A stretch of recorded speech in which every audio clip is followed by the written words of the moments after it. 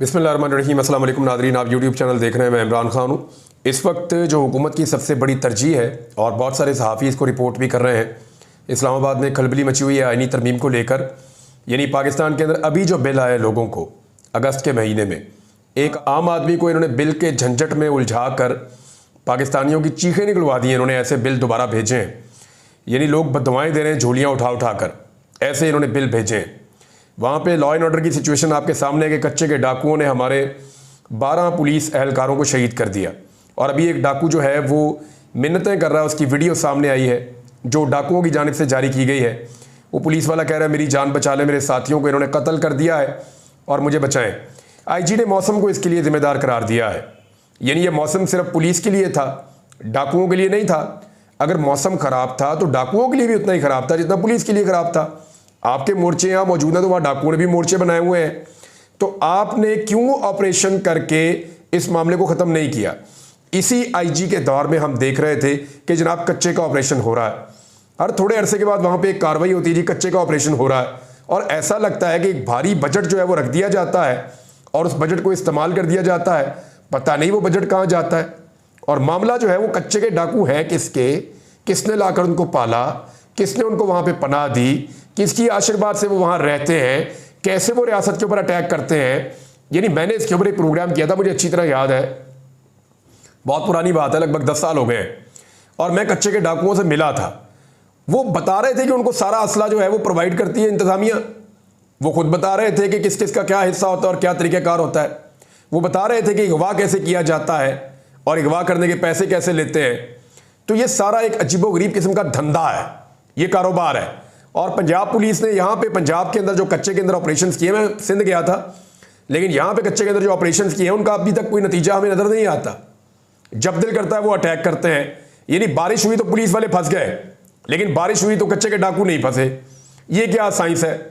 और पुलिस जिनके पास सारे वसाइल हैं, जो रियासत है, जिनके पास जदीद हथियार हैं, जिनके पीछे गवर्नमेंट की पूरी बैक है, बाकी एजेंसियाँ और इदारे भी हैं, वो पुलिस इतनी बेबस कैसे हो गई उन डाकुओं के सामने जिनकी कोई ट्रेनिंग भी नहीं है इस तरह की? तो उन डाकुओं को इतनी जदीद चीज़ें कौन दे रहा है, ये इन्फॉर्मेशन कौन दे रहा है? और इसमें एक बहुत बड़ा फेलियर है। लेकिन IG साहब इस फेलियर के बावजूद इस्तीफा देने के लिए राजी नहीं है, क्योंकि ये IG साहब ने वो तमाम काम किए हैं जो एक पुलिस का IG नहीं करता। एक पूरी पॉलिटिकल पार्टी को क्रश किया, एक पूरे इलेक्शन को जो है वो इधर से उधर कर दिया, ये दिखाई दिया है। और ये इल्ज़ाम मैं नहीं लगा रहा, ये पाकिस्तान तहरीक इंसाफ लगाती है और बार बार लगाती है। और वो ये कहते हैं कि इस IG के होते हुए हमारे घरों पे छापे मारे गए, इस IG के होते हुए चादर और चारदीवारी का तकद्दुस पामाल किया गया, इस IG की मौजूदगी में 9 मई का वाकया हो गया, उसके ऊपर ये IG कुछ नहीं कर सके। यानी कोई कानूनी कार्रवाई ढंग से नहीं की। और मैं तो ज़ाती तौर पे इस IG का विक्टिम हूँ कि इस IG ने मुझे गायब करवा दिया, मुझे अगवा करवा दिया। फिर इस IG के काम चेक करें, मेरे ऊपर तौहीन का एक मुकदमा भी करवा दिया कि मैंने IG की तौहीन कर दी है, उसके अंदर भी मैंने अपनी जमानत कंफर्म करवाई। फिर मेरे ऊपर मुकदमा डाल दिया कि मैंने बम बना बनाकर मारे हैं। तो ये तो जनाब जब पुलिस ये करेगी और IG साहब की तरजीहात ये होंगी तो फिर अनफॉर्चुनेटली इस तरह के वाक़यात जो इंतहाई तकलीफ दे हैं, यानी उन जवानों के लिए उनका क्या कसूर था? वो बेचारे तो हिफाजत के लिए जाग रहे थे, हिफाजत के लिए खड़े थे वहाँ पे, और वो तो अपनी जान कुर्बान करने के लिए वहाँ खड़े थे। उनको पता था गोली चल सकती है, लेकिन ऐसे सिटिंग डक उनको बना देना कि दुश्मन इतने आराम से उनके ऊपर अटैक कर दे, ये बहुत बड़ी ज़्यादती है। कोई प्लानिंग इसके बारे में नहीं की गई। अनफॉर्चुनेटली जब आपकी तरजीहात पॉलिटिकल होती हैं तो फिर आप एडमिनिस्ट्रेटिव मामलात में इतने कमज़ोर हो जाते हैं, ये दिखाई भी दे रहा है। और ये तनकीद जायज़ है IG के ऊपर, और ये सब लोग कर रहे हैं। एक और चीज़ मैं आपके सामने रख देता हूँ कि हुकूमत की जो सारी इस वक्त तरजीह है वो इन मामलात की तरफ नहीं है कि लोग पिस गए, फैक्ट्रियाँ बंद हो रही हैं, उन्होंने प्रोडक्शन बंद कर दी अपनी मिलत ट्रैक्टर वालों ने। उधर जो है वो कई गैर मुल्की कंपनियां पाकिस्तान छोड़कर चली गई। लगभग पिछले 1.5 साल में तकरीबन जो कंपनियां छोड़ गई वो 12,000 के करीब कंपनियां जो जाके दुबई में रजिस्टर्ड हो गई हैं। यहाँ से मल्टीनेशनल कंपनियां भाग रही हैं पाकिस्तान से, सरमाया पाकिस्तान से लोग निकाल कर बाहर लेकर जा रहे हैं। नौजवान बड़ी तादाद में इस मुल्क को छोड़कर बाहर जाना चाहते हैं। आज मैं बाहर एक जगह पे गया, जो नौजवान मुझे मिले वो कहते हैं जी हम पाकिस्तान से जाना चाहते हैं, हम यहाँ पे रहना नहीं चाहते। डॉक्टर्स मिलते हैं वो कहते हैं हम जाना चाहते हैं। परसों तरसों हम एक लाइव सेशन कर रहे थे, उसमें अच्छे खासे लोग मुझे कह रहे थे जी हम बाहर जाना चाहते हैं, हम पाकिस्तान में भी नहीं रहना चाहते, काम नहीं करना चाहते। तो क्या होप है पाकिस्तान के अंदर? और उस वक्त भी ये सारे के सारे लगे कि एक आईनी तरमीम कर दें किसी तरह। आईनी तरमीम क्या है, उसका एक स्केच हमारे पास है सोर्सेज से। एक तो चीफ जस्टिस ऑफ पाकिस्तान की मुद्दत मुलाजमत को 3 साल के लिए फिक्स किया जाए ताकि काजी फायद ईसा साहब की मुद्दत मुलाजमत बढ़ जाए। रिटायरमेंट की एज में इजाफा कर दिया जाए ताकि काजी फायद ईसा साहब की, अभी तो बाहर यही लग रहा है कि उसके लिए किया जा रहा है ताकि उनको फ़ायदा पहुंच जाए। तीसरा, हाई कोर्ट के जो जजेस हैं वो एक अदालत से दूसरी अदालत में हुकूमत के बाद ये इख्तियार हो कि उनको शिफ्ट कर दिया जाए, एक अदालत से जज उठा के दूसरी अदालत में, जो अब तक की इतलात आ रही है मुबैना तौर पे। और तीसरा ये है कि सीनियरिटी ख़त्म, जैसे लाहौर हाई कोर्ट में किया ना कि जूनियर जज को उठा के चीफ जस्टिस बना दिया है, इसी तरह सीनियरिटी को वायलेट करते हुए जिस जूनियर जज को चाहे उसको उठा के ऊपर ला के बैठा दें और उसको चीफ जस्टिस बना दें उस अदालत का। अब इन मामलात में हो क्या सकता है? देखें, एक तो ये हो सकता है कि कादी फायद ईसा साहब को एक्सटेंशन मिल गई तो फिर तो मसला ही हल हो जाएगा, लेकिन कादी फायद ईसा के बाद भी मंसूर अली शाह आ जाएंगे दोबारा। तो दूसरा जो कानून है वो ये कहता है कि ठीक है, हम अपनी मर्जी से चीफ जस्टिस लाएंगे, यानी 5-6 नाम दे देंगे, उनमें से एक को चुन के चीफ जस्टिस ले आएंगे, सीनियरिटी वाला मामला खत्म कर देंगे। अब ये सारी चीजें अगर करनी है तो एक आईनी तरमीम करनी पड़ेगी। तो आईनी तरमीम का तरीकाकार क्या है, पहले जरा वो आप समझ लीजिए। मैं आपको बहुत आसान करके बताता हूं कि आईनी तरमीम होती कैसे है। तो नाज़रीन, जो पाकिस्तान में कॉन्स्टिट्यूशनल अमेंडमेंट का बिल है उसका तरीकाकार ये है कि constitutional amendment bill can originate in either house, यानी किसी भी एक हाउस के अंदर। 2 हाउस होते हैं एक्चुअली, एक होता है कौमी असम्बली, एक होता है सेनेट। इन दोनों में से किसी भी एक हाउस के अंदर एक बिल मुतारफ करवाया जा सकता है कि जी हम आइन में तरमीम करना चाह रहे हैं। ये सेनेट से भी शुरू हो सकता है, कौमी असम्बली से भी शुरू हो सकता है। अच्छा, each house has to pass the bill with 2/3 majority of the total membership of that house, यानी वो जो 2/3 मेजॉरिटी है वो आपको चाहिए होगी जो टोटल नंबर्स हैं उस हाउस के, उसके मुताबिक, तो फिर आप कॉन्स्टिट्यूशनल अमेंडमेंट कर सकते हैं। यानी दोनों की अलग अलग।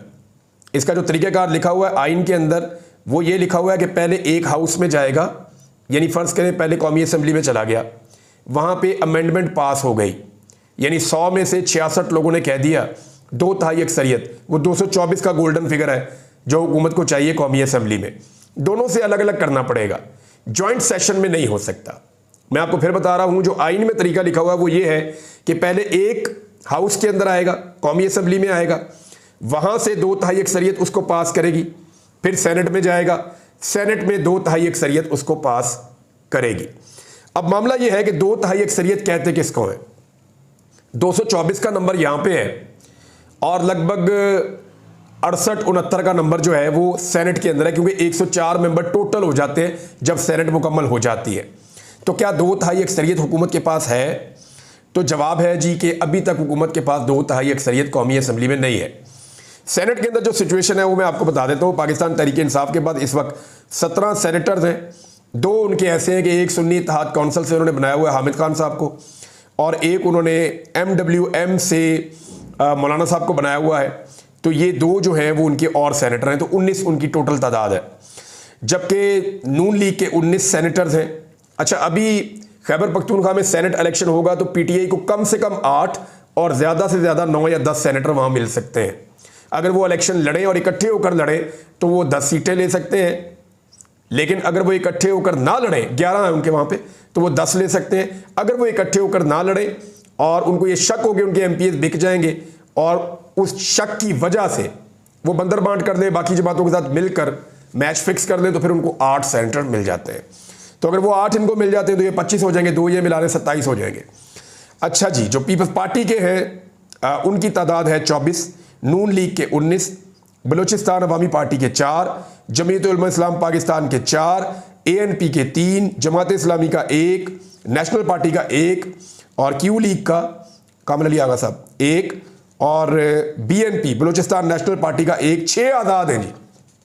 फैसल वाडा वगैरह ये कुछ आज़ाद भी इस दफ़ा हुए हैं ना, फैसल वाडा भी हो गए, अनवारुल्लाह काकड़ भी हो गए, वो क्या नाम है, मोहसिन नकवी भी हो गए, ये आज़ाद है, हुकूमत के ही हैं और ये जहाँ के सबको पता है।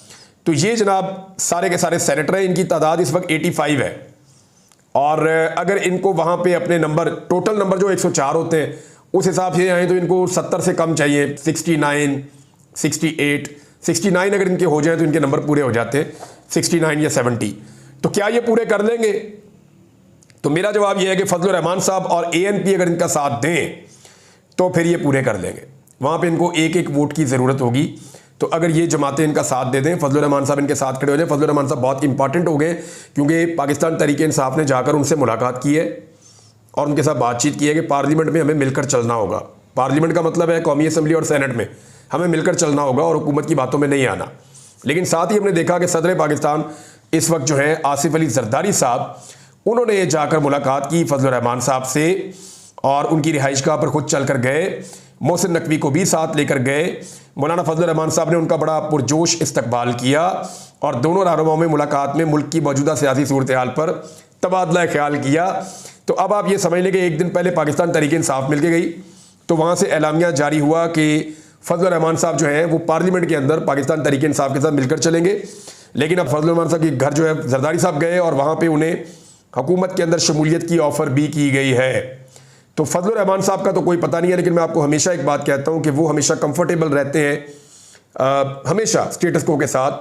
तो स्टेटस को की जो पॉलिटिकल पार्टीज हैं उनके अंदर वो ज़्यादा कंफर्टेबल रहते हैं। फजलुर रहमान साहब का कोई पता नहीं कि वो उधर आसिफ अली जरदारी साहब के कहने के ऊपर वोट डाल दें। दूसरा देखें, कभी ऐसा नहीं हुआ कि किसी का इतना इस्तकबाल किया गया हो जैसा इस्तकबाल फजलुर रहमान साहब का सुप्रीम कोर्ट जाने पर हुआ। फजलुर रहमान साहब को सुप्रीम कोर्ट में रिसीव करने के लिए डॉक्टर मुश्ताक साहब जो सेक्रेटरी हैं चीफ जस्टिस ऑफ पाकिस्तान कादी फायद ईसा साहब के, उन्होंने दरवाजे पर आकर रिसीव किया फजलुर रहमान साहब को। और फिर फजलुर रहमान साहब को चैम्बर में भी ले जाया गया, यानी अलग से भी कादी फायद ईसा साहब के साथ वो मौजूद रहे और उन्होंने बातचीत की।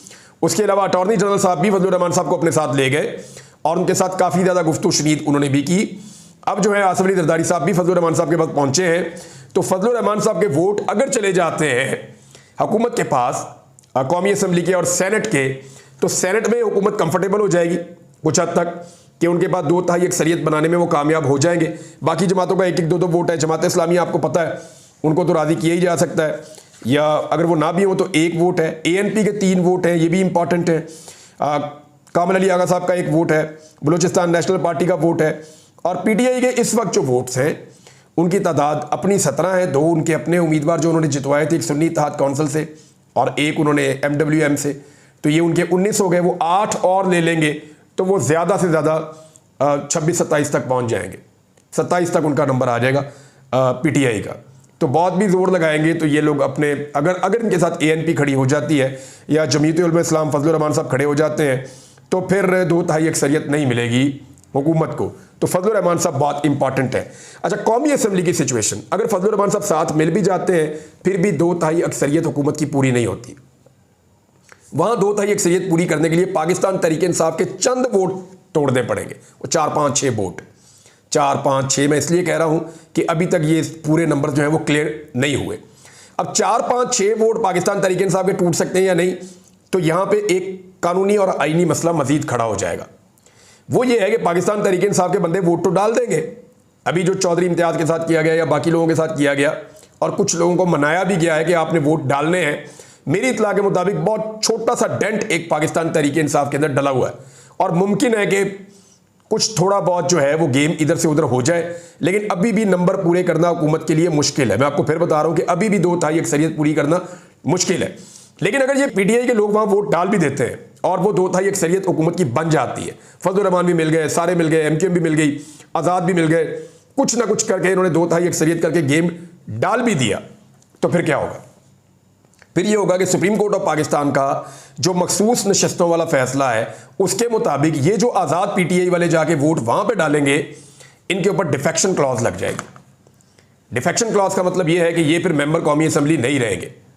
वजह यह, उनका वोट भी काउंट नहीं होगा। मैं आपको बताता हूं क्यों और कैसे। क्योंकि सुप्रीम कोर्ट ऑफ पाकिस्तान ने जो एक शॉर्ट ऑर्डर जारी किया है उसके मुताबिक एक डेडलाइन दी थी उन्होंने इलेक्शन कमीशन ऑफ पाकिस्तान को।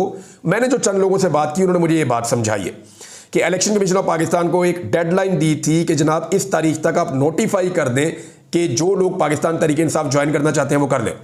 अब इलेक्शन कमीशन ऑफ पाकिस्तान ने नोटिफाई तो नहीं किया, लेकिन क्योंकि सुप्रीम कोर्ट का फैसला मौजूद है तो उस तारीख के बाद जो डेडलाइन है वो पाकिस्तान तहरीक-ए-इंसाफ के MNA कंसिडर होंगे और अगर वो पाकिस्तान तहरीक इंसाफ के एमएनए हैं तो ये एक नया केस खुल जाएगा, एक नया मुद्दा खुल जाएगा। तो अल्टीमेटली अगर ये तरमीम पास हो भी गई तो मामला जाएगा सुप्रीम कोर्ट ऑफ पाकिस्तान में। सुप्रीम कोर्ट ऑफ पाकिस्तान में अगर ये तरमीम पास कर लेते हैं, एक चीज मैं आपको और बता दूं कि अगर ये तरमीम पास हो गई और ये कानून बदल गया और कादी फायद ईसा साहब को एक्सटेंशन मिल गई, तो फिर इससे कोई बहुत बड़ा फर्क नहीं पड़ेगा कि इमरान खान साहब बाहर आते हैं या अंदर रहते हैं, क्योंकि कादी फायद ईसा साहब एक पूरी यकीन दहानी है PMLN के लिए और उनके लिए एक बहुत बड़ा फायदा है। नवाज शरीफ साहब उन पर बहुत भरोसा करते हैं और उन्हें लगता है कि जब तक कादी साहब हैं तब तक उन्हें या उनकी हुकूमत को कोई हिला नहीं सकता। अब ये जो केस है ये 184(3) की एक पटिशन है जो जाएगी सुप्रीम कोर्ट ऑफ पाकिस्तान में। 184(3) के तहत ये मामला अगर हो भी गई, कॉन्स्टिट्यूशनल अमेंडमेंट आइन में तरमीम कर भी दी, तो ये मामला जाएगा सुप्रीम कोर्ट ऑफ पाकिस्तान में। और अगर ये सुप्रीम कोर्ट ऑफ पाकिस्तान में जाएगा तो जाएगा जजेस की कमेटी के पास, और ज्यादा इम्कानात ये हैं कि इसके ऊपर एक फुल कोर्ट बन जाएगा दोबारा से। और फुल कोर्ट का मतलब आप जानते हैं, इस वक्त सुप्रीम कोर्ट ऑफ पाकिस्तान में 19 जजेस हैं टोटल, 19। और 19 जजेस में से आप 8 जजेस वो वाले तो बाहर कर दें जिन 8 जजेस ने मखसूस नशिस्तों वाला फैसला दिया, तो फिर कादी साहब के बाद कितने रह गए बाकी? 11। उन 11 में से 3 जजेस ऐसे हैं जिनके बारे में बहुत क्लियर सबको पता है कि ये आइन और कानून के साथ खड़े होंगे। तो कादी फायद ईसा साहब के पास जो पक्के वोट हैं, अपने 2 वो जो एडहॉक जजेस आए हैं उनको मिलाकर वो 8 वोट है। मैं क्योंकि देखिए मैं इन चक्रों में नहीं पढ़ता, लेकिन मुझे क्योंकि कोर्ट रिपोर्टर से मैं बातें करता हूं तो वो मुझे बताते हैं कि इस वक्त कादी फायद ईसा साहब की position supreme court of Pakistan में क्या है। तो कादी फायद ईसा साहब के पास इस वक्त सुप्रीम कोर्ट ऑफ पाकिस्तान में जो जजेस की तादाद है वो 8 है। और इसी आईनी तरमीम के केस को जब सुप्रीम कोर्ट में जाना है तो कम से कम उन्हें 10 जजेस चाहिए फुल कोर्ट की सूरत पे। और 10 जजेस कैसे होंगे? देखें, 2 एडहॉक जजेस को मिलाकर उनके पास जो टोटल तादाद है, जो पक्के नंबर्स हैं, वो 8 के हैं। जबकि जस्टिस मंसूर अली शाह, मुनीब अख्तर साहब, याया अफरीदी साहब, आयशा मलिक साहबा, शाहिद वहीद साहब, अतर मनल्ला साहब, मोहम्मद अली मदर साहब, हसन अजहर रिजवी साहब, इरफान सादत साहब, मलिक शहजाद साहब, इन जजेस के बारे में बड़ा कंफर्म सब कहते हैं कि ये 10 जजेस जो हैं ये आइन और कानून के साथ खड़े होंगे। और एक जज के बारे में कहते हैं थोड़ा सा इबाहम है, लेकिन कादी फायद ईसा साहब के वहां पे भी नंबर पूरे नहीं हो रहे। हाँ, अगर एडहॉक जजेस जो लाए गए हैं 2, अगर वो 2 की जगह जैसे कादी साहब कह रहे थे वो आ जाते 4, तो फिर काम खत्म था। अभी भी कादी फायद ईसा साहब के नंबर कहा जा रहा है कि पूरे नहीं है। जो कोर्ट रिपोर्टर्स हैं जो वहां से रिपोर्ट करते हैं वो ये बता रहे हैं, और इसके ऊपर जजेस में और अदलिया में बड़ा रिएक्शन भी है। अब मामला जाएगा एहतजाज की तरफ, मामला जाएगा वकला तहरीक की तरफ, मामला जाएगा एक ऐसी सिचुएशन की तरफ जहां पे वकील नजर आएंगे, शोर मच जाएगा, रोला पड़ जाएगा कि भी पूरा का पूरा आप जुडिशियल सिस्टम ही थोड़ा तब्दील करने जा रहे हैं, हर चीज को इधर से उठा के आप उधर कर रहे हैं। पूरा निजाम अगर आप बदल दें और वकला की उसके अंदर किसी किस्म की कॉन्सेंट ना हो और सिर्फ इसलिए बदला जाए कि एक हुकूमत को बचाना है, तो फिर वकला उसके ऊपर रिएक्शन देंगे। तो ये मामला इतना सादा नहीं है जितना मैं समझा हूं।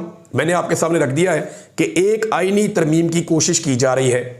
2 हाउस है, अपर और लोअर, यानी एक कौमी असम्बली है, एक सेनेट है। दोनों में 2/3 अक्सरियत चाहिए, और 2/3 अक्सरियत के लिए फजलुर रहमान का साथ भी चाहिए, और कुछ जगह पे कौमी असम्बली में PTI के वोट भी चाहिए। लेकिन PTI के वोट चैलेंज भी हो सकते हैं, क्योंकि उन्होंने बयान हल्फी लिखकर दे दिया है कि जनाब हमारा ताल्लुक जो है वो पाकिस्तान तहरीक इंसाफ से है, तो वहां डिफेक्शन क्लॉज भी लग सकती है।